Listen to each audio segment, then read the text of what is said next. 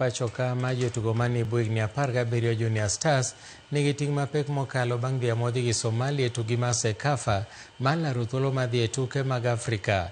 Kata kobedo ni gin ema ne gikuongo loyo e tugono half mokwongo, jobak mag Kenya noyulo e tich momiyo Somalia thuolo mar loyo gol manoketogi amodhi. Kocha mar timno William Muluya okwayo ng'uono kowacho ni oyie kawo ting' mar duoko makamano, kowacho ni en gima nokawo mar puonjo rowere mapok nobedo gi lony e rang'iny makamano. Kenya koro nyaka lo tuke 3 mabiro mondo mi gibed gi thuolo mar yudo thuolo mar dhi AFCON. Initiative actually for the boys, and I know it's not really an easy pool, like we can say, because we still have Rwanda, South Sudan and Ethiopia to face.